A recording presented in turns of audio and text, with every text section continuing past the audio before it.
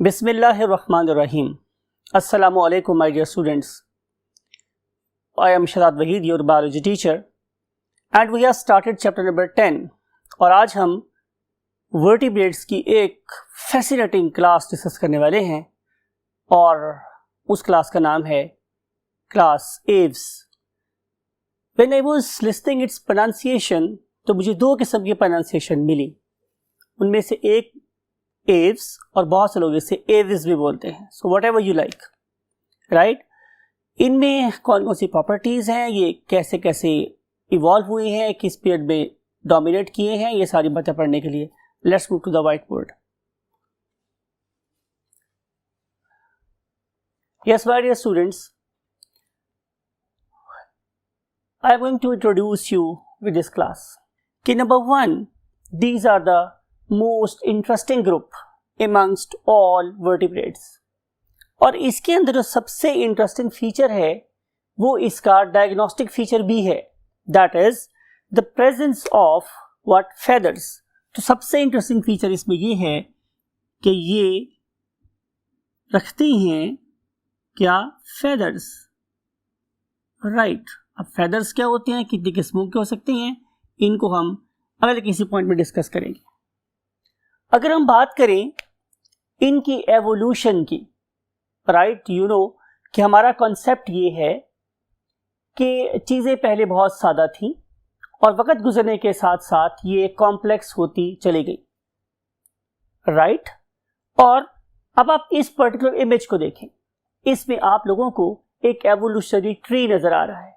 इस particular tree में you can see very easily कि इन पर्टिकुलर ऑर्गेनिजम्स का, जिन्हें हम एव्स बोल रहे हैं या बर्ड्स बोल रहे हैं, they are basically reptilian in origin, right. और आपको पता है कि रेप्टाइल्स में हमारे पास एक ग्रुप था, उसका नाम क्या था, व्हाट, डायनासोर्स. और ये डायनासोर्स ही थे जिन्होंने फाउंडेशन रखी उस ऑर्गेनिज्म की कि जिसे हम आज बर्ड्स के नाम से जानते हैं. लेकिन अगर आप इस डायग्राम को इस पर्टिकुलर पॉइंट पे जरा गौर से देखें तो आपको नजर आएगा कि हम लोग मीन्स मैमल का ओरिजिन भी यहीं से हुआ है, यानी कि मैमल्स और बर्ड्स दोनों का एंसेस्टर एक ही है, लेकिन इनकी राहें बाद में जुदा जुदा हो गई. और ये according to the surrounding, according to the need and body capabilities, दो डिफरेंट लाइंस पे क्या हुए, इमर्ज हुए, राइट. उनमें से एक चीज क्रिएट हुई जिससे अल्लाह ताला ने क्या कहा कि लक़द ख़लक़नल इंसाना फ़ी अहसनि तक़वीम, और दूसरा ज़ाहिर है फ्लाई करने वाला ऑर्गेनिज्म बन गए जिन्हें हम लोग बर्ड्स के नाम से जानते हैं. तो ये है इस पर्टिकुलर डायग्राम की डिस्क्रिप्शन. अब हम चलते हैं नेक्स्ट पर्टिकुलर पॉइंट पर. आपकी बुक को फॉलो करना है मैंने. तो बुक पे क्या लिखा हुआ है, अर्लीस्ट नोन एवियन फॉसिल, कि आप लोगों के पास जो सबसे प्रिमिटिव रिकॉर्ड मिलता है आप लोगों को किसका, एवियन फॉसिल का. तो हमें क्या करना पड़ेगा, डेफिनेटली हमें किसी सेडिमेंट्री रॉक के पास जाना पड़ेगा. एंड देन आप याद करें चैप्टर नंबर 1 मैंने आपसे ये बात कही थी कि हम किसी सेडिमेंट्री रॉक को ड्रिल करते हैं और ड्रिल करने के बाद हम उसमें डिफरेंट किस्म के सॉइल सैंपल निकालते हैं और उस पर्टिकुलर सॉइल सैंपल को फिर हम स्टडी करते हैं. तो आपको ये बड़ी बात भी बताई गई थी कि जो लेयर टॉप पर है इट इज़ मोर रिसेंट और जो लेयर डीपर इन पोजिशन है इट इज़ मोस्ट प्रिमिटिव. तो जब मैंने जुरासिक पीरियड की सेडिमेंट्री रॉक्स को स्टडी किया तो उसमें मुझे एक फॉसिल मिला, that is called as Archaeopteryx. लेकिन मैं आपको बोलने की गर्ज से, स्पेल याद करने की गर्ज से इसका एक और नाम बता रहा हूँ, that is called as archaeopteryx. यानी कि आपने पी माइंड में रखना है, लेकिन बोलते हुए हम आमतौर पे पी नहीं बोलते, हम बोलते हैं आर्कियोटेरिक्स, राइट. अब ये जो आर्कियोटेरिक्स है, जैसे मैंने पहले बोला कि it is basically you can से व्हाट, जुरासिक इन ओरिजिन. अब हम इस पर्टिकुलर ऑर्गेनिज्म को क्यों कह रहे हैं कि ये क्या है, एक फाउंड कनेक्शन है, एक होता है मिसिंग कनेक्शन, एक होता है फाउंड कनेक्शन. मींस कि हम लोगों ने इस पर्टिकुलर इंटरमीडिएट ऑर्गेनिज्म की मदद से दो प्रेजेंट डे ग्रुप्स को ज्वाइन कर लिया. उनमें से ग्रुप कौन सा है, रेप्टाइल, दूसरा ग्रुप कौन सा है, बर्ड. तो ये कहीं एक दरमियान का ऑर्गेनिज्म है, एंड राइट. और ये जो दरमियान का ऑर्गेनिज्म है इसमें कुछ फीचर्स रेप्टाइल के पाए जाते हैं और कुछ फीचर्स बर्ड्स के पाए जाते हैं. आए हम उन पर्टिकुलर फीचर्स को देखते हैं और फिर को कंक्लूड करेंगे कि वेदर हमने जो क्लेम किया है कि हमारे प्रेजेंट डे बर्ड्स कहाँ से ओरिजिनेट हुए हैं, from the reptiles and particularly categorically from the dinosaurs, वो सही है रही। सो उसके लिए हमें क्या लेना पड़ेगा, हमें एक ब्यूटीफुल इमेज का सहारा लेना पड़ेगा। ये पर्टिकुलरली वही इमेज है जो हम लोगों को डिफरेंट किस्म की बुक्स में नजर आता है, right. This very organism is basically what Archaeopteryx. और आर्कियोप्टेरिक्स, इस आर्कियोप्टेरिक्स का जो साइज था माय डियर स्टूडेंट्स, लिखे एज यूजुअल मैंने आप लोगों के लिए क्या रखा है रेडी, डेफिनेटली फ्लो चार्ट और फ्लैश कार्ड। उसमें सबसे पहले लिखेंगे साइज के बारे में। तो इसका जो साइज था it was equal to the present day crow, यानी कि ये किसी कौवे के साइज के बराबर था, राइट। और अगर आप इसकी स्कल को देखें तो इसकी स्कल प्रेजेंट डे बर्ड जैसी है, राइट। मीन टू से कि ये लंबी सी है और इसके जो जॉज हैं they are something like the beak, beak की तरह से एक्सटेंडेड जॉज है। इसलिए मैं बोल रहा हूँ कि इसका जो स्कल है it is very much similar to the present day birds. फिर इसकी जो आईज की पोजीशन है वो भी प्रेजेंट डे बर्ड्स जैसी ही है, राइट। तो अगर हम देखें तो हमें इसके अंदर एक और चीज नजर आती है, वो है presence of only one occipital condyle. तो ये सारे के सारे फीचर मुझे इस बात को मतलब सोचने पे मजबूर कर रहे हैं कि ये कोई बर्ड ही है। लेकिन जब मैं गौर करता हूँ तो मुझे नज़र आता है कि इसके अंदर तो एक बड़ा यूनिक फीचर है जो प्रेजेंट डे बर्ड्स में प्रेजेंट नहीं है। Now focus what at its jaws. अगर आप इसके जॉज को देख रहे हैं तो आपको क्या नजर आएगा हमारे स्टूडेंट्स कि इसके अंदर मुझे दांत नजर आ रहे हैं जो प्रेजेंट डे बर्ड्स में नहीं थे। और आपको पता है कि जो दांत है बड़े हैवी किस्म के, वो तो सिर्फ और सिर्फ हमें रेप्टाइल्स के डायनासोर ग्रुप में ही नजर आते। तो इस तरीके से ये जो मेरे पास ऑर्गेनिज्म है ये मुझे हिस्ट्री को पीप करने का, वापस आने का मौका देता है, right. So this very organism have got the teeth in the jaws, right. और जो आपको इस इमेज में नजर भी आ रहा है कि this very organism it is basically holding its prey, इसने प्रे को पकड़ा हुआ है। इसका मतलब ये है कि ये बेसिकली एक कार्निवोरस ऑर्गेनिज्म था, राइट। तो बात हो रही है प्रिमिटिव कैरेक्टर की। तो presence of teeth in the jaws, in extended jaws is a primitive character, is a reptilian character, right. लेकिन जब मैं बात करता हूं एक बड़े ही यूनिक कैरेक्टर की, that is presence of wings, तो ये मुझे किसी भी रेप्टाइल में नजर नहीं आता। ये एक ऐसा एवोल्यूशनरी स्टेप था जो मुझे सिर्फ और सिर्फ किस में नजर आता है, कहाँ नजर आता है स्टूडेंट्स, डेफिनेटली आर्कियोप्टेरिक्स में। लेकिन आप जरा इस पर्टिकुलर पॉइंट को फोकस करके देखें तो आपको क्या पता चलेगा कि यहाँ anterior side of the wings में मुझे अभी भी क्लॉज नजर आ रहे हैं। यानी कि ये presence of claws is an ancient character, ये पुराना कैरेक्टर है कि इसमें एक इवॉल्विंग ऑर्गेनिज्म में, evolving organism is of course archaeopteryx that is trying to turn और modify itself into a bird. वो बर्ड में अपने को मॉडिफाई करना चाह रहा है, लेकिन अभी भी उसके पास पुराने दौर की यादें उसके साथ जुड़ी हुई हैं। और वो क्या है, प्रेजेंस ऑफ द क्लॉज। कितने, 3 क्लॉज। आपने ये नंबर भी याद रखना है कि presence of 3 clause in the interior side of the wings. तो अब हमने इसके प्रिमिटिव कैरेक्टर भी पढ़ लिए और हमने इसके लेटेस्ट कैरेक्टर भी पढ़ लिए। तो हमें पता चलता है कि इसके अंदर अभी भी जो मोस्ट ऑफ द कैरेक्टर्स हैं वो प्रिमिटिव है, मींस रेप्टिलियन है। लेकिन एक एक्सेप्शन क्या थी, विंग्स। और विंग्स के साथ भी जुड़ा हुआ था एक प्रिमिटिव कैरेक्टर, मींस के वहां पे क्लॉज प्रेजेंट थे। तो ये है हमारे पास एक intermediate connection between the present day 2 classes. One of them is of course reptile, other one is highly evolved, that is called as the birds, right. So ये कुछ बातें थी जो आपकी बुक पे लिखी हुई थी।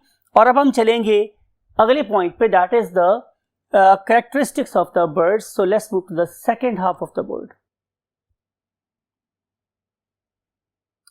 Yes, my dear students.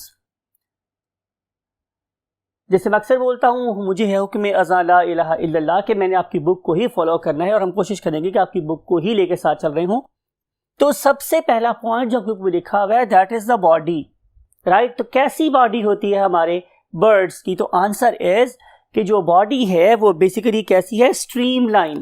तो हम लिख सकते हैं यहाँ के shape wise body is streamline. अगर कोई बंदा आपसे ये पूछ ले कि स्ट्रीमलाइन बॉडी क्या होती है, तो आप बोलेंगे एक ऐसा स्ट्रक्चर जो किसी भी मीडियम में मूव करते हुए लीस्ट रेजिस्टेंस ऑफर करे। लीस्ट रेजिस्टेंस का वर्ड मैं यूज कर रहा हूं माय डियर स्टूडेंट्स, सबसे कम मज़ाहमत दे, तो उसे हम क्या बोलेंगे कि डेफिनेटली स्ट्रीमलाइन बॉडी। तो नेचर ने इसकी शेप को इतना ब्यूटीफुली डिजाइन किया है कि अगर चाहिए जमीन पे फुदक रहे हो या हवा की बुलंदियों में हवाओं को चीर रहे हो तो उन्हें कम से कम रेजिस्टेंस का सामना करना पड़ता है, right.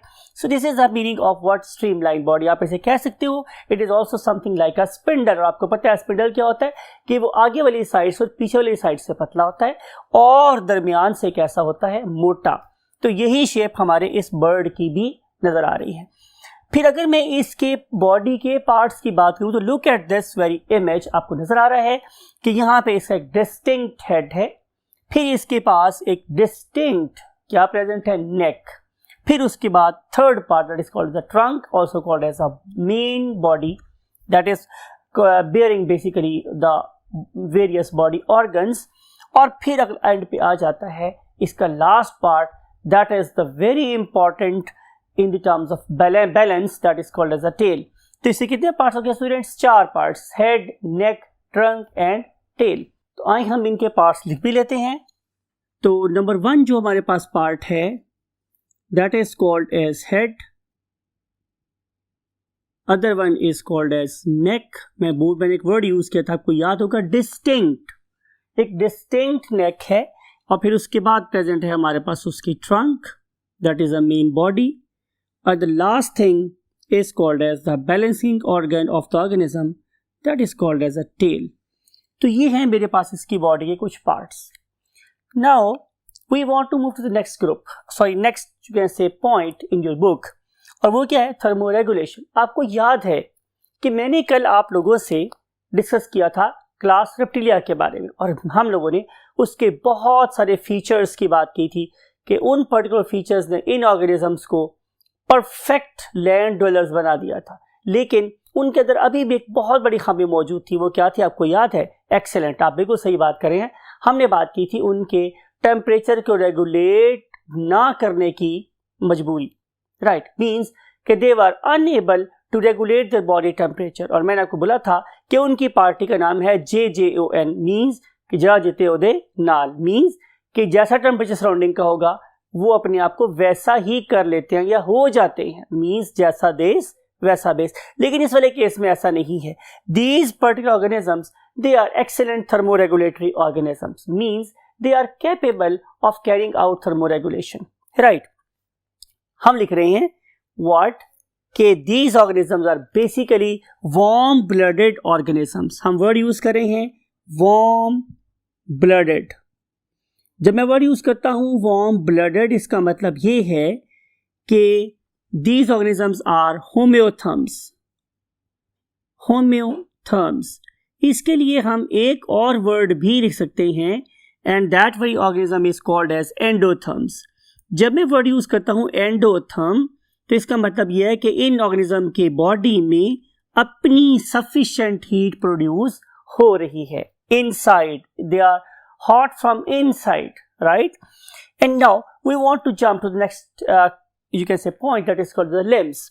You know very well कि जो हमारी क्लास है amphibians और उसके बाद आते हैं हमारे पास reptiles, उसके बाद आ जाते हैं हमारे पास क्या, birds, and finally आ जाते हैं हमारे पास mammal। all of them, इन सारों के अंदर एक प्रॉपर्टी है common, you know very well, और वो प्रॉपर्टी क्या है, exactly कि all of them are tetrapods, इन सब की 4 बाजू टांगे हैं। तो these organisms they are also tetrapods। तो पहला पॉइंट लिख रहे हैं कि these organisms are tetrapods, 4 पांव वाले, राइट। अब इसमें जाहिर है अगर हम 4 की बात करेंगे तो 2 आगे वाले होंगे और 2 पीछे वाले होंगे, मीन टू से कि कुछ कहलाएंगे हमारे पास एंटीरियर और कुछ कहलाएंगे हमारे पास क्या, पोस्टीरियर। अब जो इसकी आगे वाली बाजू हैं, जिन्हें आपको याद है कि मैंने नाम दिया था कि ये पेक्टोरल गिर्डल्स हैं, यू कैन से कि पेक्टोरल गिर्डल्स हैं और उसके 4 लिम्स हैं। They are modified into wings, वो विंग्स में मॉडिफाई हो गए। और wings you know very well they are very very excellent organs for the purpose of flight. so they are built for flight. लेकिन अगर हम इसके पोस्टीरियर लिम्स की बात करें तो इसके पोस्टीरियर लिम्स में हमें क्या नजर आएगा स्टूडेंट्स? देखते हैं. Number 1, they may have got what? the simple legs. जब मैं सिंपल लेग्स की बात करता हूँ उसका मतलब ये है कि they are just meant for the purpose of sitting or perching, right? लेकिन इनमें से बहुत से बर्ड्स ऐसे भी हैं कि जो सेकेंडरीली अपनी फ्लाइट की हैबिट को छोड़ चुके हैं, राइट? और अब वो सिर्फ और सिर्फ क्या कर सकते हैं? रन कर सकते हैं. तो इन वाले केस में हमारे पास कीवी और ऑस्ट्रिच दो बेस्ट एग्जांपल्स हैं. तो उनकी legs basically they are built, they are designed for the running. तो उनकी जो लेग मसल्स हैं they are very very stronger as compare to the definitely flight muscles. लेकिन इंपॉर्टेंट बात यह है कि आखिर इन ऑर्गेनिजम्स के पास फ्लाइट ना करने की वजह क्या है? तो आंसर इज कि इनके विंग्स, इनकी जो फ्लाइंग फेदर्स हैं, they are different from the flying birds. कैसे हैं आगे को डिस्कस करेंगे. And now we want to move to the next thing. Next concept is exoskeleton, यानी कि इनकी बॉडी के बाहर क्या क्या कुछ प्रेजेंट है, राइट? स्केलेटन, ढांचा, शेप देने वाली चीज. तो यू नो वेरी वेल कि इन ऑर्गेनिजम्स के पास अपनी बॉडी की प्रोटेक्शन के लिए प्रेजेंट होते हैं क्या? Feathers, right? तो यहां पे तो हम क्या लिखेंगे students? Answer is feathers, FEATHERS, feathers. और जो फेदर्स हैं वो मेरे पास 3 किस्म के होते हैं. नंबर 1 जो सबसे पहला फेदर है, ये किस लिए डिजाइंड है? Definitely for number 1 for the purpose of flight. इस पर्टिकुलर फेदर को अगर आप देखें तो आपको नजर आएगा कि इसके अंदर क्या प्रेजेंट है? एक प्रॉपर क्विल प्रेजेंट है, बार्ब्स प्रेजेंट है, बार्ब्यूज प्रेजेंट है और प्रॉपर लॉक्स एंड इंटरलॉक्स सब चीजें प्रेजेंट है. यानी कि अगर आप इस पर्टिकुलर इमेज को देख रहे हैं तो आपको बिल्कुल सेंटर में नजर आता है इसका quill, that is basically a hollow, you can say exoskeleton. And then side पे इसकी प्रोट्रूजन्स हैं. These side protrusions are basically called as what? Barbs. अगर मैं इसको फर्दर मैग्नीफाई करूं तो नजर आएगा कि इसके अंदर बारब्यूल्स हैं और इस पर्टिकुलर बारब्यूल्स के अंदर लॉक और इंटरलॉक्स भी प्रेजेंट हैं. आपने देखा होगा कि बहुत से बर्ड्स फ्लाई करके आने के बाद अपनी चोंच के साथ अपने परों को क्या कर रहे होते हैं? एडजस्ट कर रहे होते हैं, ठीक कर रहे होते हैं. वो फिनोमिना, वो प्रोसेस जिसके अंदर ये अपने परों को एडजस्ट करते हैं, that is called as basically क्या? Pruning. That process is called as the pruning. अब इस पर्टिकुलर प्रूनिंग में जाहिर है इनकी बीक्स तो रोल प्ले कर ही रही है, लेकिन जरा आप इस इमेज को देखें. इसमें आपको नजर आएगा कि इन बर्ड्स की बैक के ऊपर एक एल्फी टाइप, मैंने वर्ड यूज किया आप लोगों के साथ एल्फी टाइप, लेकिन basically it is an oil gland. It is called as uropygial gland. इस यूरोपाइजियल ग्लैंड के अंदर क्या प्रेजेंट है? एक ऐसा ऑयल जो इनकी लॉक्स और इंटरलॉक्स को दोबारा से लॉकअप करने के काम आ सकता है. और अगर कोई डैमेज हुआ हो इस पर्टिकुलर बर्ड को ड्यूरिंग द फ्लाइट, और if it is a swimming bird, तो जब इसने स्विम किया, डाइव किया इनटू द वाटर, तो ये वाली हुक्स और लॉक्स एंड इंटरलॉक्स डिस्टर्ब हो सकती हैं. तो ये वाले बर्ड्स दोबारा आके प्रूनिंग के जरिए से उस पर्टिकुलर एरर को रेक्टिफाई करते हैं, ठीक करते हैं, and they fly again, right? फिर इसके अलावा यूरोपाइजियल ग्लैंड की सेक्रेशन का एक काम और भी है कि ये किसी भी फेदर को एब्रेसिव डैमेज से बचाएंगे. ज़ाहिर है फ्लाई करते हुए कभी बारिश हो सकती है और जब वो पानी में डाइव करेंगे तभी बारिश हो सकती है. तो उसमें एसिडिक कोरोजन से बचाने का काम भी यही वाला ग्लैंड कर रहा होता है. तो इन पर्टिकुलर बर्ड्स को भी अल्लाह ने बहुत सारे फीचर से नवाजा हुआ है. अब हम बात करेंगे इनके एंडोस्केलेटन की, मीन्स इनके अंदर वाले स्केलेटन की. Why these birds can fly? इसके लिए सबसे जो बड़ी और इंपॉर्टेंट बात वो ये है स्टूडेंट्स कि इनका surface area to volume ratio बहुत ज्यादा है. यानी कि इनके अंदर जो अमाउंट ऑफ मैस है वो बहुत कम है और जो इनका फैलाव है बहुत ज्यादा है. यानी कि अगर आप इस पर्टिकुलर बर्ड को देख रहे हैं तो इस पर्टिकुलर बर्ड में यू कैन सी कि इसका जो विंग स्पैन है it is very very high, लेकिन जो इसका वेट है it is not more than 2 ounce. तो अब देखिए कि इतने कम वजन को लिफ्ट करने के लिए इसको कितने ज्यादा बड़े फेदर दिए हुए. तो इस लिहाज से these organisms they are blessed with very less amount of mass. अब सवाल यह है कि अल्लाह रब्बुल इज़्ज़त ने इन पर्टिकुलर बर्ड्स के मैस को किस किस तरीके से कम किया है, राइट? तो उसके लिए मेरे पास 2 आंसर है. नंबर 1 कि इनकी स्कल के अंदर बहुत बड़ी बड़ी कैविटीज हैं. Their skull is not as compact our skull is. इसमें बहुत बड़े बड़े क्या है, वेंट्रिकल्स हैं, साइनसेस हैं इसकी स्कल के अंदर, जिसकी वजह से इसकी स्कल बहुत ज़्यादा हल्की हो गया। प्लस इनकी जो बोन्स हैं इनको फ्यूज कर दिया गया है, और ताकि जो इंडिपेंडेंट बोन्स की थिकनेस है उसे भी कम कर दिया जाए, तो इनकी स्कल्स को बहुत लाइट बना दिया गया। प्लस अगर मैं इससे आगे चलूँ तो आप इनके स्केलेटन के अंदर पीप करें तो आपको नजर आएगा कि इन पर्टिकुलर ऑर्गेनिजम्स की बोन्स बड़ी स्पेसिफिक हैं, और उन खास किस्म की बोन्स को जो यहाँ प्रेजेंट हैं हम लोग क्या नाम देते हैं students, pneumatic bones. Whenever we use a term pneumatic, P-N-E-U-M-A-T-I-C, pneumatic, तो न्यूमेटिक बोन्स की बात हो रही है। न्यूमेटिक बोन्स का मतलब होता है हमारे स्टूडेंट्स ऐसी बोन्स जो अंदर से हॉलो होती हैं। हॉलो भाई जाहिर है अगर आप अपनी बोन को देखोगे तो you know it is very compact from the outside, then it has a spongy layer, then it has what, bone marrow. ये सारी की सारी चीजें इस बर्ड के पास नहीं है, और उससे कंपैरिजन पे इसके जो flight muscles they are very very strong, तो it is very easy for this bird to have a lift, right. So to have the next, you can say, point or description, let's move to the next part of the board. Yes, my dear students, हम discuss करते हैं school के बारे में कि इन organism की जो स्कल है इट इज वेरी लार्ज, ये लार्ज है, ठीक है, लेकिन इट इज वेरी लाइट, ये बहुत हल्की है। लाइट और हल्के होने की वजह मेरे पास क्या है कि इसके पास बहुत बड़े बड़े साइनसेस हैं, कैविटीज हैं, और इसके अंदर जो बोन्स हैं वो फ्यूज्ड हैं। Bones are thin and fused, जिसकी वजह से इसकी स्कल कैसी हो गई है, काफी लाइट हो गई। प्लस अगर आप इसी स्कल को देखें तो आपको इसके अंदर बहुत बड़े बड़े ऑर्बिटल्स नजर आते हैं, राइट। फिर इसके जो जॉस है they are not very heavy, बल्कि वो मॉडिफाई हो गई हैं इनटू अ बीक। और इंपॉर्टेंट बात माय डियर स्टूडेंट्स ये है कि इस पर्टिकुलर बीक के अंदर किसी किस्म का कोई टीथ नहीं है। यू नो वेरी वेल कि मेरे स्कल के अंदर जो दांत हैं they are very very massive structure in terms of surface area to volume ratio. बहुत थोड़ी सी जगह पे इनके काफी ज्यादा मैस है, लेकिन अल्लाह ताला ने इन पर्टिकुलर लाइट ऑर्गेनिजम्स को फर्दर लाइट करने के लिए क्या किया कि उनकी बीक्स में से दांत ही निकाल लिए, राइट। और जो कुछ भी करना था जाहिर अल्लाह ताला ने उसके लिए उनको एक और सुपीरियर ऑर्गन दे दिया, but teeth are absent in these organisms. Now we want to move to the next concept. The next concept is circulatory system. और अगर मैं सर्कुलेटरी सिस्टम की बात करूंगा तो इसमें भी आप ऐसा एवोल्यूशन के प्रोसेस को समझ रहे हैं। मैंने आपको बताई थी ये वाली बात कि फिश के केस में मेरे पास सिर्फ 2 चेंबर्स होते हैं, 1 एट्रियम एंड 1 वेंट्रिकल। लेकिन जब मैं एवोल्यूशन के प्रोसेस में फिशेस से आगे बढ़ा तो मेरी मुलाकात किससे हुई, एम्फीबियन से।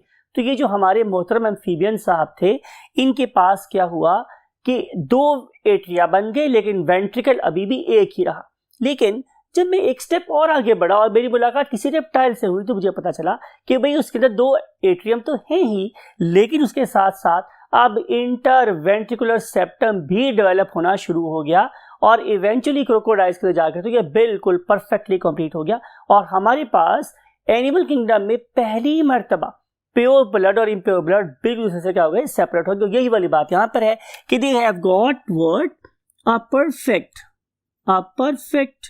4 chambered heart, perfect 4 chambered heart, right.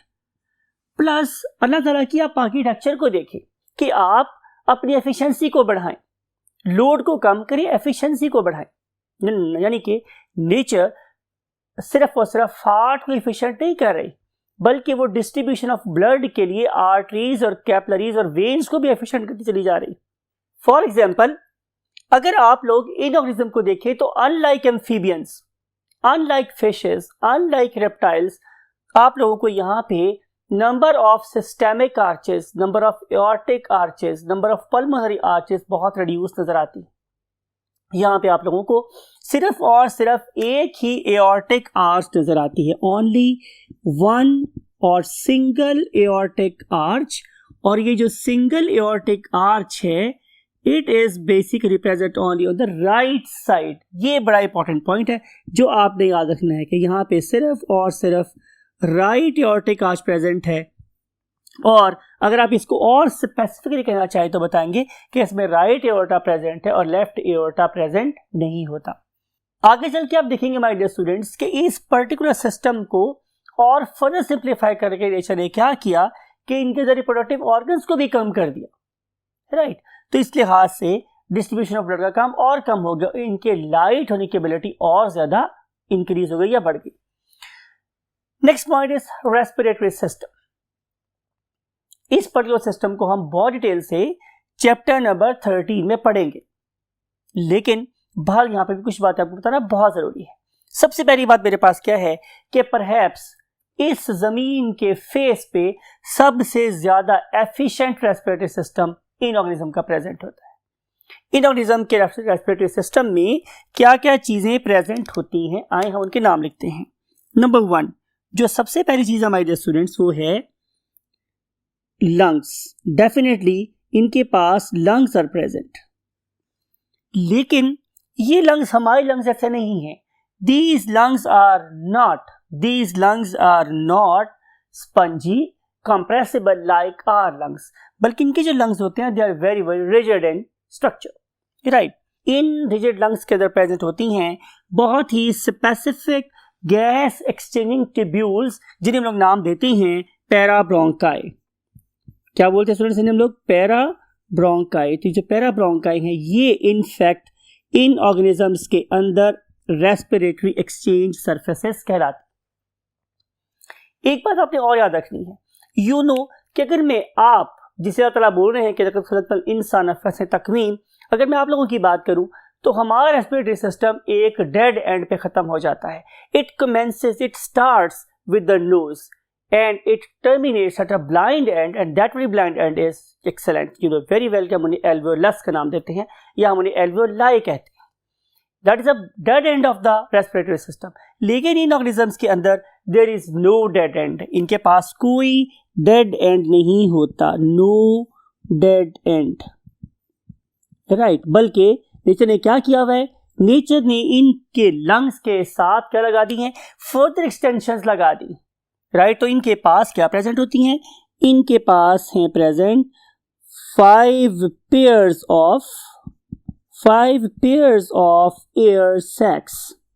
यानी कि अगर मैं किसकी बात करूं, कुछ बुक्स की तो वो लिखती हैं 9 मींस 4 pairs and 1 large। बहुत सी बुक्स ये बोलती हैं कि नहीं, इट इज टोटल 10। लेकिन बहाल कंट्रोवर्सी है, आप इसे 4 pairs and 1 भी कह सकते हैं या आप इसे 5 pairs भी कह सकते हैं।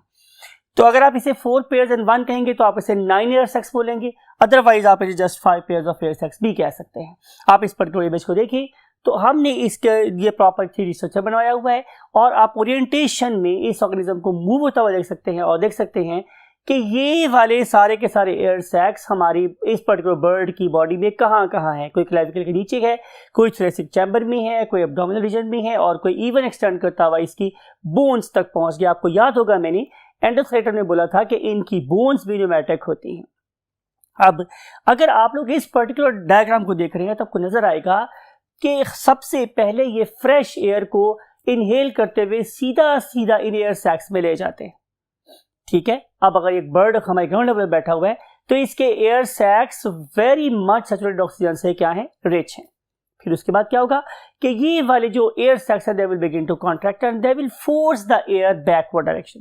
तो बैकवर्ड डायरेक्शन में फोर्स करेंगे तो अब एयर किसी दूसरे रूट से पैराब्रोंकाई के ऊपर से गुजरेगी, और पैराब्रोंकाई के ऊपर से गुजरने के बाद it will again circulate. It is not always true, but it can circulate particularly when organism is suffering from the deficiency of oxygen or it is flying at a very high altitude. An organism can feel कि जो air मेरे lungs के ऊपर से अभी travel कर रही है वो बाहर के पास से ज़्यादा है या कम है, तो इसके मुताबिक हम एडजस्ट करते हैं।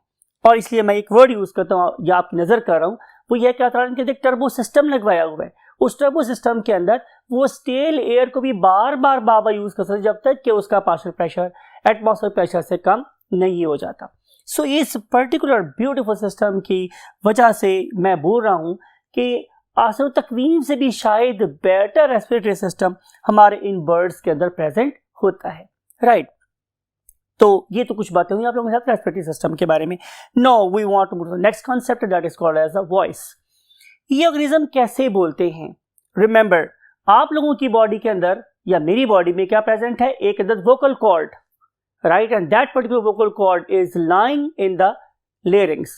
आपको चैप्टर नंबर 30 में पता चलेगा कि ये बेसिकली एक कार्टिलेज है that begins to oscillate, that begin to resonate, that begin to vibrate जब एयर उसके ऊपर से पास होती है। हम सिर्फ आवाज पैदा कर रहे होते हैं। इन आवाजों को अल्फाज का रूप देने के अल्लाह ने क्या दिया है? आप लोगों को होंठ दिए हैं और टंग दी है। This is basically convert the voice into words. लेकिन ये वाले ऑर्गेनिज्म के पास चूंकि वो टंग नहीं है उस तरह के जॉस नहीं है, तो this organism can not speak. However, sometime they can utter few words. आपने definitely different types के parrots को देखा होगा, they can utter the words, right? तो कहने का मकसद मेरे पास ये है कि ये वाले ऑर्गेनिज्म के वोकल कॉर्ड्स तो नहीं है, तो फिर हम क्या करते हैं? हम इस पर्टिकुलर ऑर्गेनिज्म की बॉडी के अंदर झांकते हैं। तो जब मैंने अंदर जाके देखा तो मुझे पता चला कि इन ऑर्गेनिज्म की ट्रेकिया की बेस पर, हमारे ट्रेकिया के टॉप पर, इन ऑर्गेनिज्म में ट्रेकिया की बेस पर एक स्पेसिफिक किस्म का स्ट्रक्चर प्रेजेंट है, and that very structure is called as syrinx, SYRINX, syrinx, SYRINX, syrinx. तो when air pass through this particular syrinx, so this particular syrinx begins to oscillate and produce some voice. So syrinx, it is the main vocal apparatus of the birds. It lies at the base of trachea. Move to the last part of the board, and that is called and that is for excretory system. अगर आप excretory system की बात करेंगे तो आप लोगों को ये तो बात पता ही है कि एवोल्यूशन में ये हमारे बहुत क्लोज हैं। इनके पास भी बहुत एफिशिएंट किस्म के क्या प्रेजेंट है? किडनीज। इनके पास भी प्रेजेंट है यूट्रस। लेकिन जो बात आपने बहुत गौर से देखनी है वो ये कि look at this particular image, आपको किडनी नजर आ रही है, आपको यूरेटर नजर आ रही है, but can you find urinary bladder? तो आंसर इज नो। तो इस वाले केस में वी लव टू राइट क्या कि urinary bladder is absent. Urinary bladder is absent. Urinary bladder is absent. ये वही बात है, बड़ी इंपॉर्टेंट बात है जो आपको एक नंबर दिलवा सकती है मेडिकल कॉलेज में जाने के लिए, तो आपने इसको अपने माइंड में जरूर जगह देनी है। प्लस इनके पास एक ही कॉमन स्ट्रक्चर होता है that is called as of course the cloaca, और इस क्लोएका में फिकल मैटर भी आ रहा होता है और बॉडी का वेस्ट भी आ रहा होता है। देयरफॉर इनका जो वेस्ट है वो सेमी सॉलिड होता है।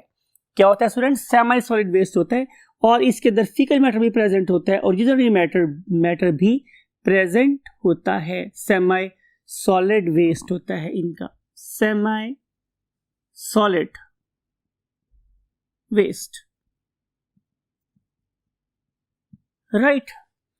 नाउ हम एक बात और कर रहे हैं आप लोगों से।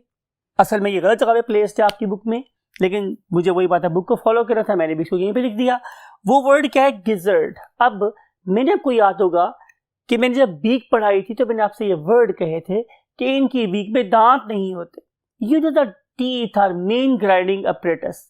टीथ का काम बेसिकली क्या है कि वो बाइट करे, वो शेयर करे, वो ग्राइंड करे किसी भी चीज को, और ग्राइंड करने के बाद इट विल बी स्वॉलोड। लेकिन अगर आप इन ऑर्गेनिज्म को देखें तो इनमें तो टीथ है ही नहीं, तो फिर अल्लाह इज़्ज़त ने क्या किया? इनको एक और मोर एफिशिएंट ग्राइंडिंग अपरेटस दिया, and that very efficient grinding apparatus is what? The gizzard. ये उसका रिजर्वायर भी है और इनका गिजर्ड भी है, सॉरी इनका ग्राइंडिंग अपरेटस भी है। Last thing, second last thing of the topic that is called as a running bird, discuss कर चुका हूं आप लोगों के पास कि अगर आप लोग एग्जाम्पल लेते हो किसकी? कीवी की, और अगर आप एग्जाम्पल लेते हो ऑस्ट्रिच की, तो इन दोनों केसेस में what? True feathers are absent. जब मैं बात करता हूं ट्रू फेदर की, तो इसका मतलब मेरे पास ये हमारे स्टूडेंट्स, उनके पास प्रॉपर बाब्स होने चाहिए, बाब्स के बाद बाब्यूज होने चाहिए, उनके पास लॉक्स एंड इंटरलॉक्स प्रेजेंट होने चाहिए। लेकिन ये वाली चीजें हमें इसमें नजर नहीं आती। इसका मतलब ये है कि इनके जो फेदर्स हैं they can not literally press the air. आपको पता है कि जब हम इस फेदर को देखें कि इस पर्टिकुलर फेदर में जब हम हवा को किसी कर्व सरफेस के ऊपर से गुजारते हैं तो हवा ऊपर की तरफ कूदती है और नीचे वैक्यूम क्रिएट होता है और जिसकी वजह से बर्ड्स को लिफ्ट मिलती है। और उसके लिए जो फेदर्स हैं that basically acting as something like a parachute, वो हवा को प्रेस करने के काम कर रहे होते हैं। लेकिन रनिंग बर्ड्स में तो हमारे पास बाब्स और बाबीज प्रेजेंट ही नहीं है, तो उस वाले केस में ये डेफिनेटली एयर को प्रेस नहीं कर सकते। जब एयर को प्रेस नहीं करेंगे तो ज़्यादा लिफ्ट भी नहीं करेंगे।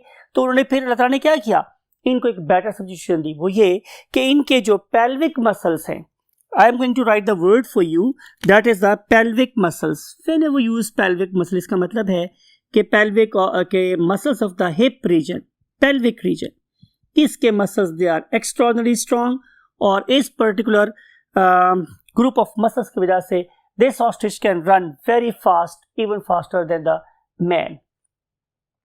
Last topic of the topic. Last point of the topic, वो ये है स्टूडेंट्स रिप्रोडक्शन के बारे में कुछ बातें आप लोगों से हम करेंगे। ज़्यादा पॉइंट्स पर लिख रखे हैं हम लोगों ने। Number 1 is sexes, and you know कि हमारे बर्ड्स में सेक्सेस आर सेपरेट। सेक्सेस कैसे हैं मेरे पास? सेपरेट, यानी कि आप लोग मेल क्रो को और फीमेल क्रो को पहचान सकते हैं, आप लोग मेल पैरट और फीमेल पैरट को पहचान सकते हैं, आप लोग मेल स्पैरो और फीमेल स्पैरो को पहचान सकते हैं। फ्यू केसेस में सेक्सुअल डाइमॉर्फिज्म मीन्स के इनकी डिस्टिंक्शन बहुत आसान होती है, लेकिन कुछ केसेस में you have to have very expert eye. और अगर हम बात करेंगे इनकी फर्टिलाइजेशन की, तो फर्टिलाइजेशन इज इंटरनल। हाउएवर इस वाले केस में भी ट्रू पीनस इज स्टिल एब्सेंट, तो यहाँ पर भी एक रिवर्सेबल बाहर निकलने वाला स्पर्माथिका होता है, that is basically filled with the sperms, और इस पर्टिकुलर स्पर्म को इस पर्टिकुलर सैक के थ्रू इवर्ट करके फीमेल बॉडी में ट्रांसफर कर दिया जाता है। But fertilization is internal and that very female is going to lay the fertilized eggs, right. सारे स्पर्म फीमेल बॉडी में चले गए हैं तो they will fertilize an egg, और उसके लिए मैंने एक वर्ड लिखा हुआ है टाइप ऑफ द एग। जो एग हमारे बर्ड्स में पाया जाता है उसको हम लोग नाम देते हैं what? Megalecithal egg. Megalecithal egg, whenever we say mega का मतलब होता है बहुत बड़ा, और लेसिथल का मतलब होता है यूक, अमाउंट ऑफ लिपिड। तो यहाँ पे बहुत ही ज़्यादा अमाउंट ऑफ यॉक प्रेजेंट होती है इन ऑर्गेनिज्म के एग में। आप लोग रोज़ मेरा ख्याल है कि एक अंडा खाते होंगे या आपको खाना चाहिए, तो उसमें जो येलो पार्ट है इज बेसिकली द लेसिथल और the yolky part of the egg. और आपको ये वाली बात भी पता है कि इस पर्टिकुलर एग में प्रॉपर वही 3 चीज़ें प्रेजेंट होगी जो मैंने कल भी पढ़ी थी, means amnion, chorion and allantois, और के फंक्शन भी पढ़े थे, protection, respiration and storage of the waste products. तो इस लिहाज से इनका एग भी बहुत ज़्यादा स्पेशली डिजाइंड है, और इसको डिहाइड्रेशन से बचाने के लिए इनके ऊपर प्रॉपर कैलकेरियस शेल प्रेजेंट है। आपको याद है कि कल वाले एग्स में shell was leathery, right? But in this case, the shell is calcareous. It is even superior than the eggs of the what? Reptiles. And last thing is, जैसे मैं डिस्कस किया था आप लोगों के साथ कि आपकी बुक में लिखा हुआ है कि नंबर ऑफ ओवरीज ये कम हो गई हैं। नंबर ऑफ ओवरीज यहाँ पे सिर्फ कितनी है? 1। There is only 1 ovary in case of most of the birds, but still there is an exception. And exception is the most favorite bird of the Allama Iqbal rahmatullah alayh, that is the Shaheen. In case of the eagles, both ovaries are present, but in rest of the birds there is only 1 ovary. But even there is no damage to the continuity of the race, because this 1 ovary is producing more number of eggs per unit time, and it is a continuous process, and this particular female can lay many fertilized eggs in its life and continue the race on the face of earth. So that's all about the birds. इसी दुआ के साथ कि आपको इस lecture का definitely कोई फ़ायदा होना चाहिए, और आप इससे जो इंपॉर्टेंट पॉइंट्स है उसको माइंड में रखें, और बोर्ड में आने वाले जो MCQ टाइप क्वेश्चंस होते हैं उसके लिए इसमें से इंपॉर्टेंट पॉइंट्स को सर्कल करें, कॉपी पे लेके नोट करें, और मे अल्लाह help you to achieve your final destination, that is to be a doctor. तमाम मुस्बत ख्वाहिशात के साथ I want to say goodbye to you. अल्लाह हाफिज़।